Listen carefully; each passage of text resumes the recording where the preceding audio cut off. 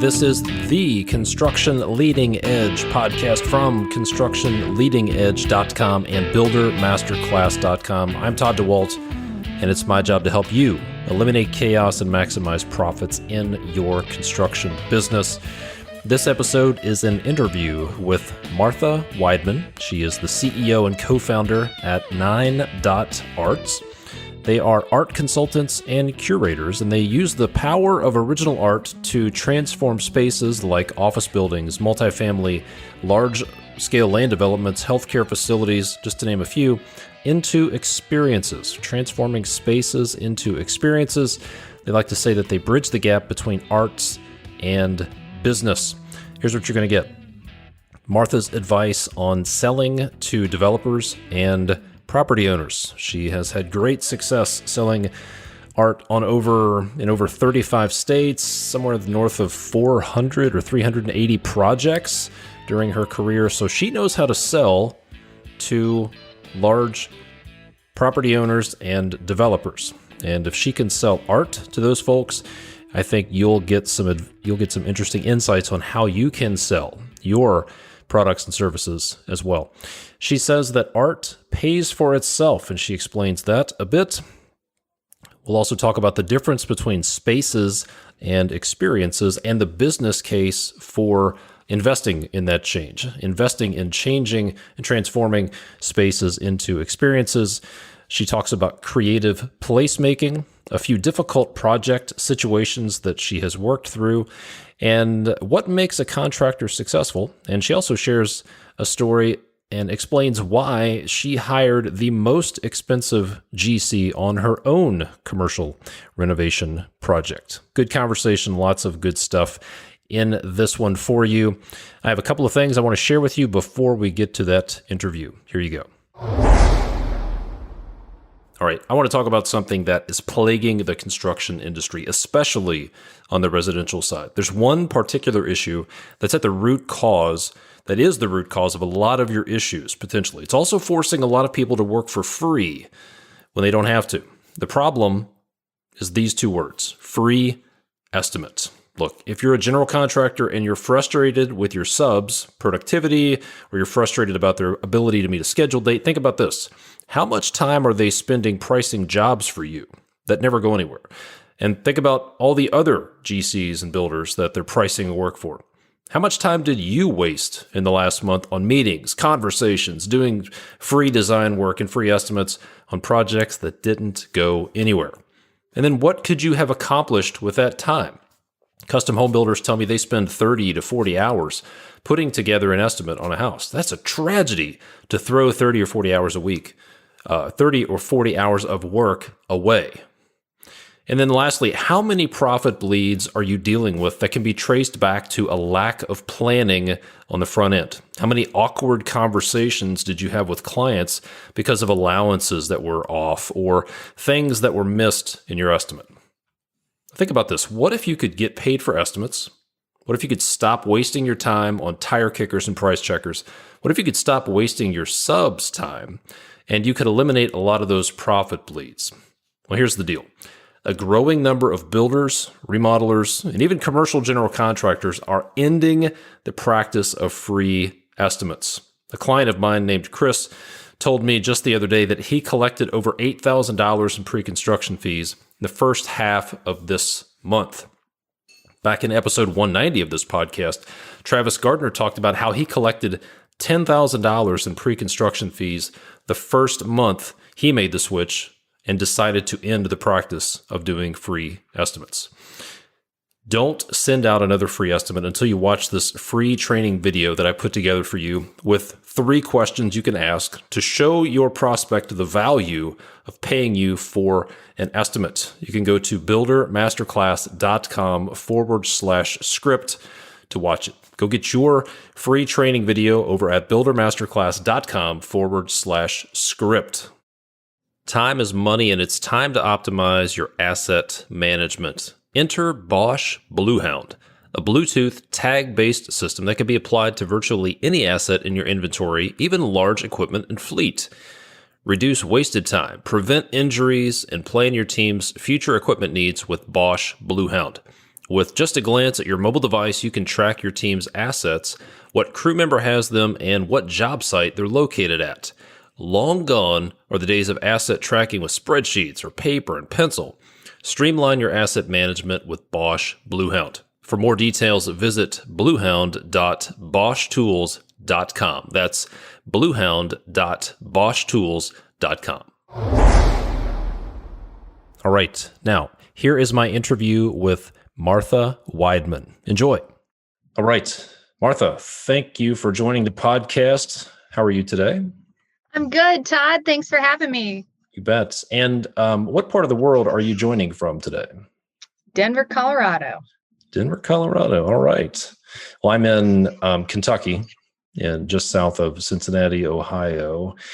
So we're going to talk about some interesting stuff that may challenge a lot of our construction types to think a little bit differently, but I think it's great. We're going to talk about your business, 9.arts, the type of work you do, how you sell that type of work, how we should think differently about it. And we may even get into some difficult situations that you've worked through. Could be insightful for contractors. But I want to start with this.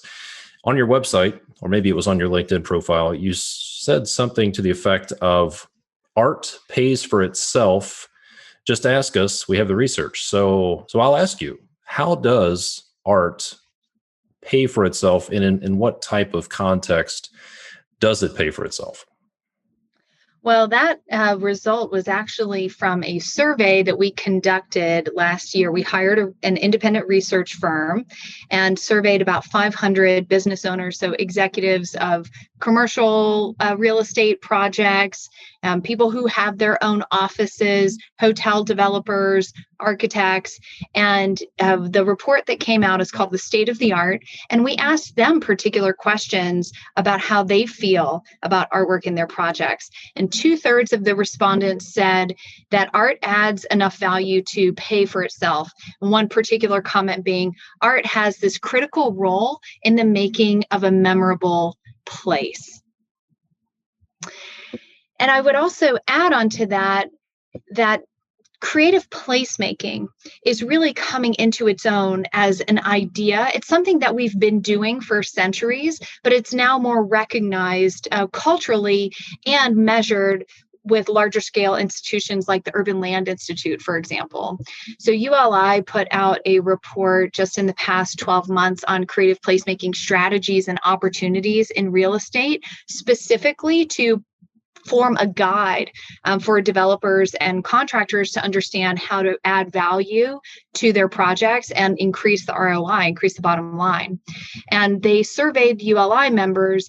91% of them agree that art and culture add value to real estate projects.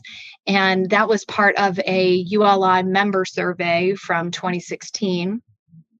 And 3/4 of them, 74%, said that developers need to more widely adopt a creative placemaking approach because the business case is there and has long-term ramifications. So, for example, this could be a faster lease-up cycle for the project. It could be higher retention rates for your tenants, lower overall project costs and lower turnover. So when you think about project costs, for example, you might have some options when you're looking at the skin of a building, right? What is that facade going to be? Or what is that alley material going to be? You might be able to do a more simple material, but then have an artist mural on the top of it. And the mural might actually be less dollars than doing, a marble tile, for example, or a granite paver path. And it is going to add value for the community engagement piece. You might do a public call for artists and then get multiple submissions. And then it makes it a bit of this competitive but fun and engaging opportunity for the creative community in the area. And then they're the first ones to come visit the property. So embedded into this concept, not only is like the actual construction cost, but the long-term return on investment of actually having having people and fans and creating this social capital for your project when you come out the gate.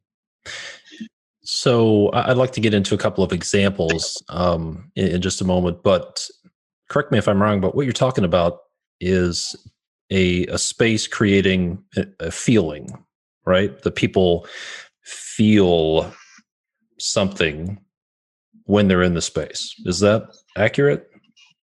That's accurate. So I'm interested. I'm an engineer by training. The creative part of my brain sparks every once in a while, but for the most part, it's dormant and it's all logic and spreadsheet driven. So I'm curious, how do you draw the straight line between an experience and ROI? Can you give a couple of examples? Like, let's talk about multifamily.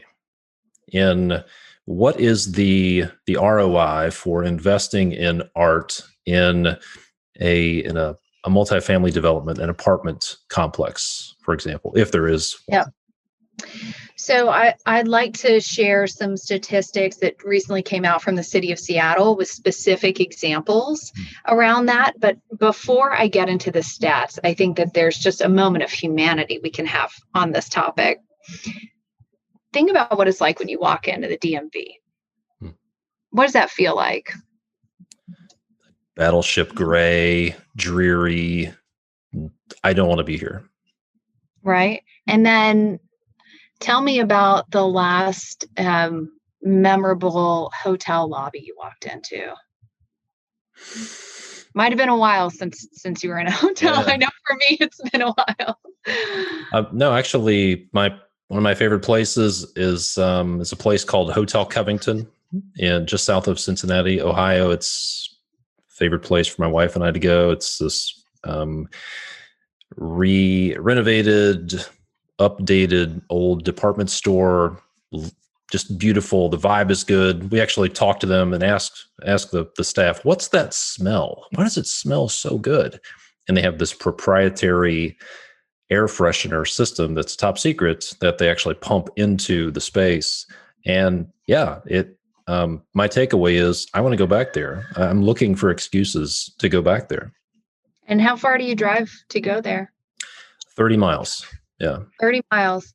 And, you'd probably go out and, maybe drop $100 on some drinks and dinner, maybe more. Take your wife out for a nice evening, because it's a great feeling to be there. Right. So you're willing to drive 30 miles and pay more because of that feeling. Absolutely. So restaurant, that makes perfect sense. Hotel, I get it. We just returned from a trip to Fort Lauderdale, and it's just there are places that have a great vibe, and then there are places that don't. And so I get it from a hospitality standpoint, but let's talk about multifamily for an apartment complex. And there are people listening who are developing multifamily properties, building those properties, and they're probably wondering, why would I invest in art for an apartment complex? And what would I invest in? So maybe that's the question. If somebody's looking for the 80-20, where can I invest to get the most bang for my buck in an apartment complex, multifamily? Where would you direct them to look first? Well, your amenity spaces are going to be the first place where you make an impact. That's where you are going to sell your building, and it's going to stand out among others. So in multifamily, if you think about it, multifamily is in a way a form of hospitality, right? It is residential. It's a living space, and it's really it's almost like an extended stay. People are coming in for a period of time. They have options, and you want to be competitive with a reasonable expense, right? You want to make sure that everything you do as a cost can amplify, the amount of rent that you can charge to be in that space. So just to give some specific examples of locations, if you are thinking about a multifamily development, you want to focus on the lobby, The leasing office, the leasing office should be highly detailed, curated, thoughtful. That's where you make the sale. And then you've got to think about the tour. Where are you going to tour people as they walk through? What are the spaces where your tenants are going to spend the most time? Is it going to be the amenity lounge, the big community kitchen, the rooftop patio with a pool? Is it going to be the gym? And how does the gym actually feel? Is the gym in the basement, and is it not super attractive? Does it have a window well? Maybe you can, spend $5,000 on a mural and make the whole place feel more welcoming, or more attractive. So you're looking for the moments of interest when a tenant is touring, and then their ongoing use of the property. Where is that going to be? Where are they going to spend the most time? Where are they going to bring their friends when their friends come over? That's the place to invest. Let's talk about an office building. All right, I'll give you an example. A few years ago, I managed the design and construction of an office building for a Fortune 50 company. So this is a 160,000 square foot office building, very modern, lots of glass, sexy looking building. And I think about 350 employees worked there. It was about a $35 million project. And frankly, there was very little investment in art, if any. So if I said to you, Martha, look, I get it. We need to do this. We're going to give you $100,000 of budget to transform this office building, this office space into an experience. Where would you start? Where would you go to get the most bang for the buck? Well, I'd start by saying you need to add some more zeros in a $35 million project that's not even close to being enough to make a big impact. When you look at how budgets are determined, 1% of the construction budget is a common allocation for artwork across multiple countries. So you take 1% of that. Now, with 1%, you should be able to expect what I call architectural experiences, architectural enhancements. We're not talking about a little print you put on the wall. Now, that's going to be important in a secondary or tertiary location. They're almost like little discovery moments. But I'm talking about architectural elements that are going to help wayfind in that building. It's probably a large space. You probably want something on the exterior that has some sort of presence or announcement to the community around it. So we would begin in a project of that scale by doing what we call a typology assessment. So we'd start by saying, all right, in these areas, you need a what we'd call a landmark scale work, something large that you can see from miles away that's going to identify the building. So as someone who works at that company, if you have clients flying in or a potential employee you're trying to recruit and they're coming into town, they're going to, come in and visit with you, or they're looking at moving to that city, you have something iconic on the exterior of the building or on the streetscape to identify the space that is yours. Then when they arrive and walk in, there should be another set of wayfinding tools for how you navigate the space. Maybe there's multiple elevator banks. Which one do you select? And then in the floors going up, every time that elevator door opens, you should see something completely different. Nothing drives me more mad than seeing every single elevator lobby the same when the doors open. It's like the Twilight Zone. You can invest just a little bit of artwork and create a much better experience for everyone who works there and all the guests who come into the building. And after landmark series and then wayfinding tools, you're going to look for conversation pieces. In a large scale company, one of the most challenging areas is interdepartmental communication. So you're going to be looking for spaces to have natural kind of congregation and catalysts for sharing information and catalysts for, small ideas or innovations to happen. And you can do that by creating, little vignette areas where people want to stay and spend more time. In those kind of zones, the artwork gets smaller and more detailed. So people spend more time in those places. And the elements reward curiosity.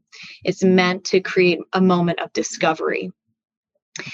And then there are some things, some ideas you can do to be even more forward with the art program and using it to spark conversation. One corporate collection in Philadelphia, for example, has what they call the hot wall. So all of the artwork in the entire building, any staff who say, oh, I don't like this piece, because liking and dislike are equally valid emotions. And if someone dislikes a piece of artwork, it can go on the hot wall. It gets actually physically moved and transferred over, and you can walk through the hot wall and have a conversation about why these pieces make, some like and some dislike. And so it actually can create a very rich setting to have those conversations. Interesting.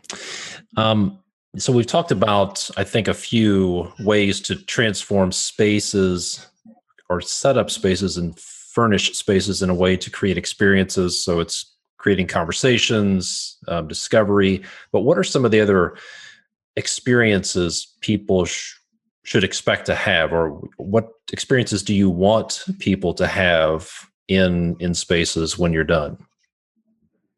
Well, that's entirely dependent on the project and the type of space. In a corporate office setting, a lot of times we hear from executives, their goal is to attract and retain talent. They need, especially in professional services, if it's a financial firm or a law firm, they need the best and brightest in their industry. In tech, they need the best coders. So art is one of those tools to attract and retain employees. Nothing gets staff more engaged than actually being involved and being a part of that process. So that might be a goal for a place that is commercial real estate or corporate office. And then you've got to look at the specific brand identity. A financial company, for example, may want to send the message that they are stable, they have longevity, and they're, a timeless company. Artwork in those kind of environments would likely have a horizon line. So it's very grounding, and it's showing perspective, big sky, horizon line, grounded, solid, stable imagery. Whereas if you're doing the artwork for a tech company, more innovative, more challenging, trying newer installation types. You might have digital artwork that is responsive to the people who walk down the hallway and the volume of people in the hallway at that given time. So it's really going to be based on the industry and then the goals of the project, the brand message that you're trying to send. Art is this creative branding tool that's in a lot of ways the extra above and beyond, a simple graphic from the marketing department. Yeah, I can share an experience of artwork done well and then artwork done poorly. And I'd like to ask some common mistakes, but I worked on the Procter & Gamble account in Cincinnati, Ohio, multiple campuses around the area. I managed projects on that account. And I was in one facility, and it was where a lot of the pharmaceutical research was done. And there was this enormous display in the lobby that was probably 30 feet tall and 60 feet wide. And it showed dozens of products that they had developed, whether it was toothpaste or osteoporosis medicine. And as I stood there and I watched it, even though all I did was manage projects and I built out office space and cubicles, I felt like I was part of something. Like, wow, this is really cool. I'm part of this, and I'm supporting this, and it really connected me to the big picture. So that was an interesting experience for me.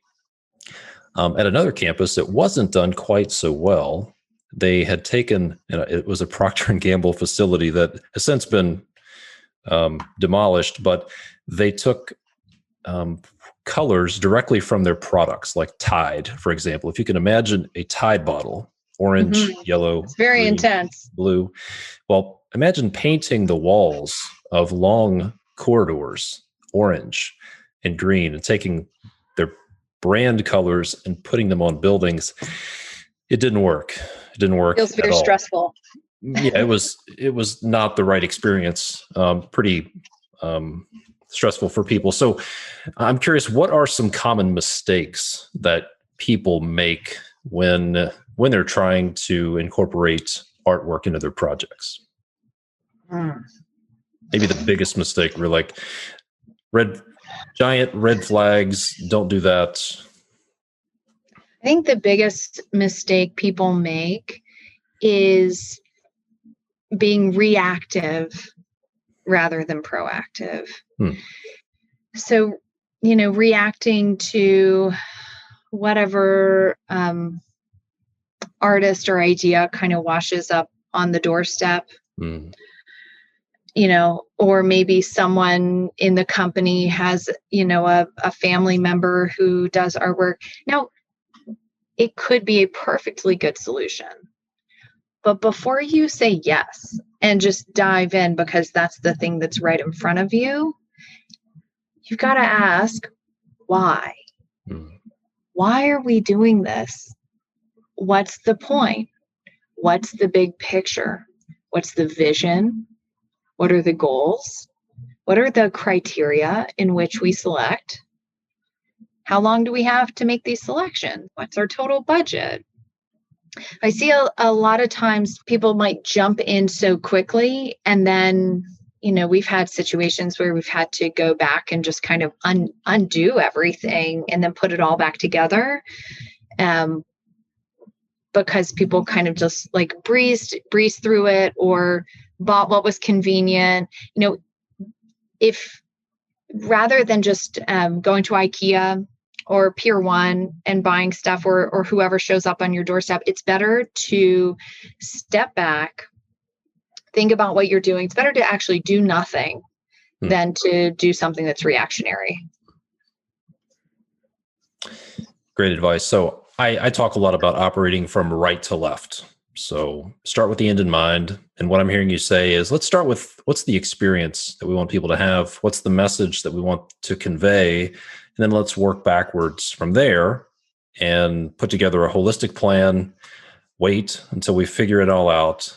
But what I've found is people want to do something. They want to get started. Like, we've got to get something on the walls. And this facility that I was telling you about had literally thousands of feet of corridors painted bright orange because they just thought, hey, there's a color palette. We'll just grab it from container manufacturing or whatever they were, and we'll just slap it on the walls. It's on brand. And that was a huge mistake. So that's great advice. So let's pause for a moment and talk about your business. What's the name of your business? What exactly do you do? What kind of clients do you work? And then I've got a few other questions for you. Sure. So Martha Weidmann with 9.arts. Hi, everybody. So 9.arts is a corporate art consulting firm. We are based here in Denver, Colorado as our HQ, but we've worked in 35 states across the U.S., 4 different countries, and completed 825 commercial real estate projects since we started 11 years ago. We have a pretty diverse set of clientele, not only geographically, but in different industries. So our business, for example, from 2020 was majority 33% hospitality, 30% multifamily. After that, public space, so doing public art master plans for cities. Then after that, mixed use, healthcare, and commercial office space, commercial office being about 16% of our business last year. So pretty diverse set, focused again on hospitality, multifamily, public art and public space, and commercial real estate or commercial office spaces. So all of those different experiences give us a good view to what's happening in the industry overall. And then we can learn things from each one and take it to the other. You can actually see trends forming, which has been kind of a cool experience over time. You can sort of see when the built environment is going to have this trended look and know when to change it. I would imagine that some of your clients can see that as well, seeing different construction projects happening across the world. You can see trends and drawings before they shape into the world in front of us. Yeah, it's interesting to see how trends develop, and there's probably some fascinating science behind that. You mentioned, well, I'm curious that you mentioned that commercial office space was 16% or so in 2020. Did that drop off? Did you see a big change in 2020 in commercial office space, perhaps because of COVID or not? Our projects that completed in 2020 were all financed before COVID hit. So we were effectively just finishing the build outs of things that had already been contracted. We signed on some new deals. The new deals that we're doing are mostly in multifamily because that's where the capital is still, coming through and lending is still coming through. Commercial real estate is doing small upgrades and small renovations while their buildings are primarily vacant. So we're seeing that as a trend. They're lower budgets, but more surface level renos while the spaces are pretty empty. But overall, I think that we're seeing a cross industry recognition and acceptance of the importance of getting the creative community involved, because that community actually has its own set of power and followers and leadership. And a lot of companies wanted to tap into that. Yeah. What are the top 2 or 3 industries that your firm is targeting for the next 18 to 24 months? Senior housing is kind of new on our list that we weren't targeting a couple years ago. There's a big movement in what some people refer to as ageless living. So creating high design experiences for an aging population. And that's effectively a subcategory of multifamily, but we're seeing that as a trend moving forward. And secondly, large scale land developments. So, 200 to 250 acre sites that are getting turned into master plan neighborhoods or new urbanism neighborhoods, and working with those developers to plan out public art installations that tie in with the parks, the entries to the neighborhood, and really create an attractive experience for people who want to live there. At what point do you typically get involved in a project, and who brings you in? Is it the project architect? Is the owner or developer bringing you in? And at what point in the project do you typically get involved? So we're typically contracted with the developer, and we work side by side, hand in hand with the GC and the architect. And in the large scale master plan developments, we're involved before they're moving dirt. We're working on a 25-year art master plan for a new neighborhood here in Denver, Colorado, and they actually have to move a river. So we are involved before the river is moved, before the streets are built, to actually set up the financing models and the policy structure to make sure that art is integrated for the next 25 or 30 years. Wow.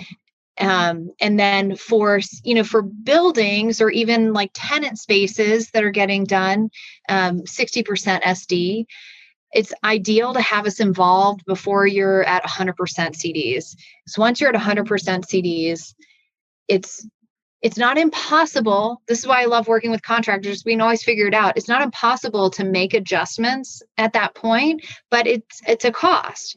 So we want to make sure when those CD sets are done that the electrical is pulled for any artwork that needs electrical tie-in. We've done art that has 12-foot caissons or, has a tie-in to the gas line because has an installation with fire involved or water. So these are important structural integrations. We've hung 500-pound sculptures from the ceiling. That's got to be a part of the CD set. And then not to mention small things like the lighting has to be in place properly. If we're doing an inset niche, is that niche going to have wall covering or paint? What's the level finish? So, there's definitely detail to work out that needs to happen at the early stage just to stave off some of the costs later on. Absolutely. I've installed plenty of accent lighting after the fact, torn out walls and created niches, moved plenty of fire alarm devices, which always want to be right where. Why are they always right there? Can we send this message to the world right now? If you've got a fire strobe or a fire alarm, put it to the side, as far to the side as you can get it. What I finally learned to do was we're going to create no-fly zones. We don't know where we're going to have artwork, but if we do, this is where it's going to be. So no-fly zone, put your fire alarm device within like 2 feet of the corner. I know it's a big, beautiful open spot, but keep thermostats, switches, fire alarm devices out of those big, beautiful spots because somebody's probably going to want to put something there. Yeah. So maybe that's the big thing.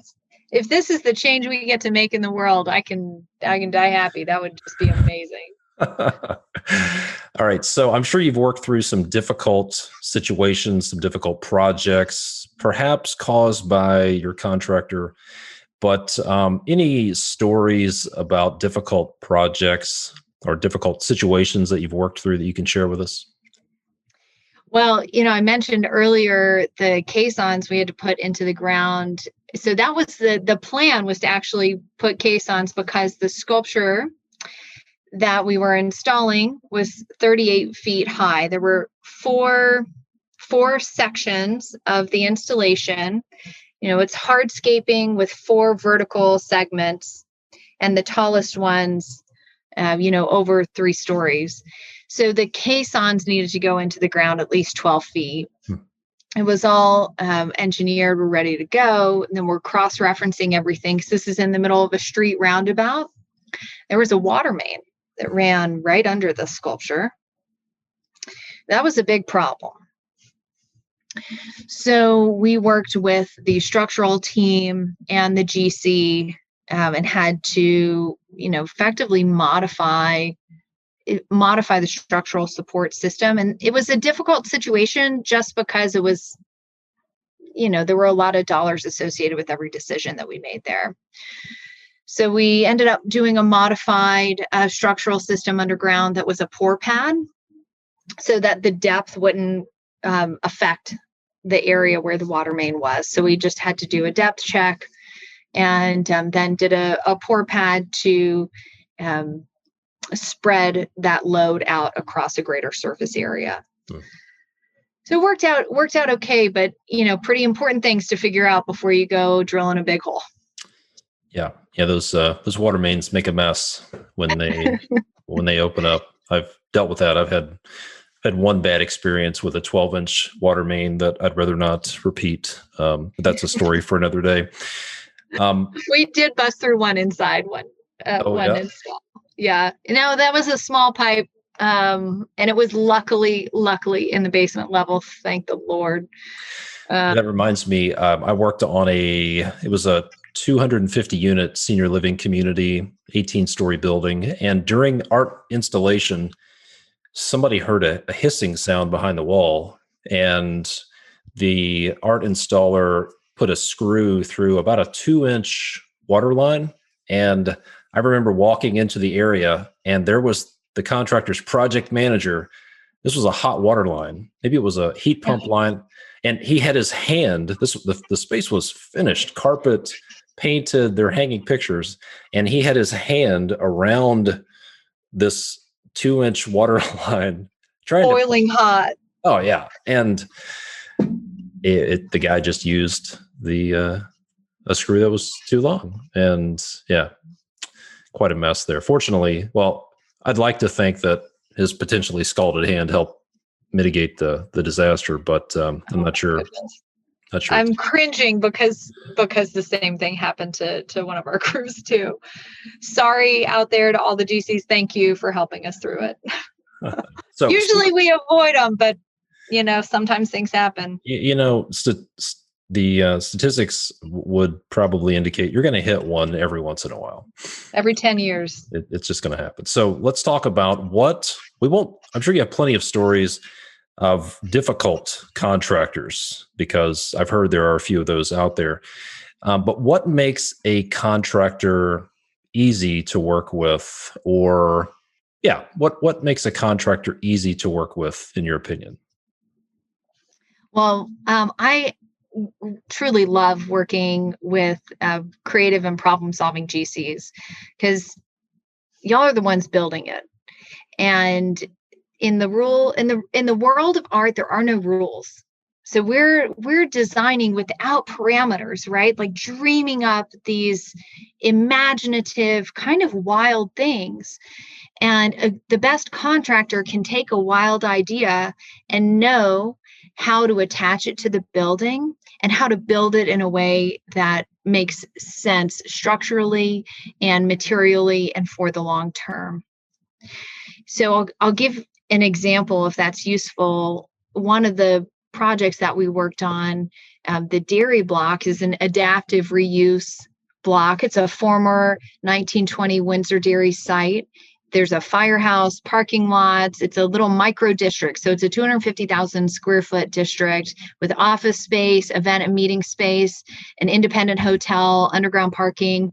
And then it's got this activated pedestrian alley which includes a local artisan, food and drink venues, restaurant, bar, coffee shop, art gallery. It's featuring murals. We have interactive art and all these maker shops that open up into this pedestrian alley core experience. And in that alley, one of the key features was utilizing artwork to enliven the space. So in an alley, it's typically dark. So the art installations bring light and add light and sound and color to that space to make it attractive. So for example, across the alley, so there's two buildings and they are connected above ground. They're connected on the second floor across the alley through this building bridge. And that created a lot of darkness in the alley space. So one of the art installations is a mirrored underneath to that building bridge, and it bounces all this light around in the alley space and makes it actually feel bright. And to do that installation, we were trying to figure out how to apply mirrors onto this underneath, how to fasten them into this underneath side. And the contractor actually had the idea that we replace the building skin with a mirrored skin, and achieved the goal of the art installation base. And then from the center of the mirrored skin drops down a neon sign that tells you, here you've arrived, with an upside down R, which reflects as a corrected right side up R in the mirror above. But the contractor brought this whole idea to reality. So problem-solving contractors who are solution-oriented, much more successful. And I can tell you, I've worked with, and maybe have been guilty of being, that more of an obstacle-focused, like, this is hard, can't do this, no, we can't do that, no, we can't do that, being reactive instead of proactive, and being more prone to finding reasons something won't work, which has been frustrating as an owner's rep myself. So I can tell you, for those of you who are listening, who are GCs, subcontractors, whatever you're doing, be solution oriented, be obstacle. Don't be obstacle focused. Be objective focused. Like, what is it we're trying to accomplish and help make this dream a reality? Because that's going to get you repeat business. You're going to have happier customers. And nobody likes working with those obstacle-focused people who constantly say the C word, can't do that. No, can't do that. That's too hard, too expensive, etc. Yeah, Yeah, I mean, it was great working with the contractors on that project. It was Saunders Construction, and for the Dairy Block Alley. And in that process of working with Saunders, we were in the trailer with the superintendent, with the artist, us, the super, and we're whiteboarding out ideas. Okay, well, what if we pull this piece out? Then can we clip into this? And what does that attachment system look like? And how does that work? How does it line up? And so, we were fabricating and insert, a steel beam insert for that neon sign that was going to fit exactly into that building base that they built on the bridge. So, that collaboration and coordination was key, and it couldn't have been done without them. There are other installations through that site.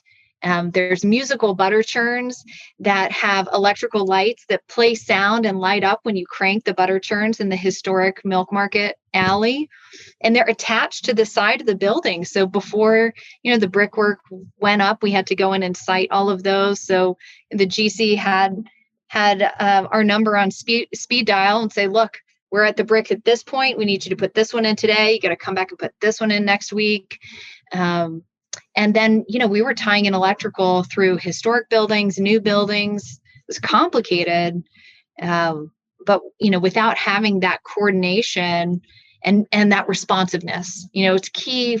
Not only has the GC has to be responsive, but we have to be responsive too.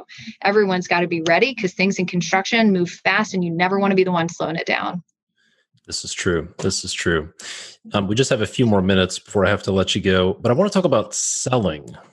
A lot of contractors struggle with selling because they think it's all about cost, and it's all based on cost, and they struggle with this idea of selling based on anything other than cost. And some of them probably think, how in the world does Martha, and how does she convince people to spend money on art? So I'm curious, what is your philosophy or your approach to selling clients on art? So, look, I think of this, you're not selling, you're creating value. Where are you creating value for your client? One of the things that we talked about earlier was how art can increase the value of your property. We spend a lot of time researching, what are other cities tracking? What are they saying? What are they doing? I mentioned earlier the city of Seattle did a report showing an increase of $34,000 per unit if there's a cultural component to the property for apartment units. So there's real dollar value associated. There's social capital value associated. Artwork and culture can make a space 3 times more photographed than it would be otherwise, and that has value to it. So think about the ways you are adding value. And then I would also just add too, we purchased a 1956 warehouse for our HQ. It's located downtown. It's in a residential neighborhood right next to downtown. And in this neighborhood, it's a pretty nice sized lot. It's 18,000 square feet. It's got this historic warehouse, and we really had to renovate. In the 1980s, this was a call center. So we had a lot of work to do on the renovation, and we went about hiring and finding our own GC. And I hired the most expensive one, and I have absolutely no regrets because they solved every problem that we had. Their fee was higher, but I felt like they were being more honest about how much it was going to cost to do the job right. And they were so service oriented. There was a day, we have a flat roof system because it's on a warehouse, and it was a Saturday. One of the cleaning crew called in and said there was a leak.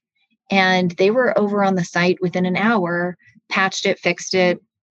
I knew that we could count on them. And that meant more to me than anything else. Yeah, the service, the experience during the process is often overlooked by a lot of contractors. Too many people, at least in the past, have this old school mentality that it's all about scope, schedule, budget, safety. And if I deliver the project, but we hate each other at the end, you know what? That's just kind of cost of doing business. But I don't think that's going to fly much longer. Clients want to enjoy the process, at least not hate it, but better yet, enjoy the experience. So great stuff. Well, if people want to find out more about what you're up to and or connect with you on social media, where should they go? Well, check out our website. It's spelled NINEDOTARTS.com, 9.arts.com. You can find us there online. I'm also on LinkedIn. I'm Martha Weidmann, and it's spelled WEIDMANN. I'm happy to chat with you there. I check my LinkedIn chats. And if you have any questions or follow-ups after this, so check us out on LinkedIn, 9.arts, or our website. And I look forward to connecting with you all. Sounds great. Well, very cool stuff you're doing, Martha. Thank you so much for taking the time to be on the podcast. All right. Thank you. Keep up the good work out there. Keep solving problems and bringing value to the built environment. We need your help. Right on. Thanks so much. All right. Take care. All right. Be sure to contact Martha, go to her website, connect with her on LinkedIn, and tell her thank you for sharing here on the podcast. Be sure to check out the show notes for this episode for the links to the resources that were mentioned, including Martha's website and how to connect with her on LinkedIn. And hey, if you get value from this podcast, would you mind taking a minute and leave a review, whether it's on Apple Podcasts or Spotify or even on YouTube? Leave a comment and subscribe on YouTube. That would be great. I would appreciate it. It would mean a lot to me. And if there's somebody you know of who needs to hear this podcast or would get some value out of it, share it with them. Send them a text. Say, hey, you need to check out this episode, this interview with Martha. I think you might get something out of it. So thank you so much for listening. I appreciate the ratings and reviews. Be sure to head over to buildermasterclass.com for some other of my best resources for GCs, builders, and remodelers. And especially if you are ready to end the practice of free estimates, then go get your free training video that will help you get paid for estimates. And if you're ready to join the movement of this growing movement of builders, general contractors, and remodelers who have decided to end the practice of free estimates, go to buildermasterclass.com/script and get your free training video. Be sure to connect with me on LinkedIn. You can find me at Todd DeWalt. That's DAWALT on LinkedIn. And thanks for listening. I appreciate it. Appreciate the notes, the ratings, the reviews, the comments, and I'll see you next time. Thanks. It's time to digitize your construction site. A great first step is digital asset management. Bosch Bluehound, a Bluetooth tag-based system, can be applied to virtually any asset in your inventory and accessed easily from your mobile device. You can learn more at bluehound.boschtools.com. That's bluehound.boschtools.com.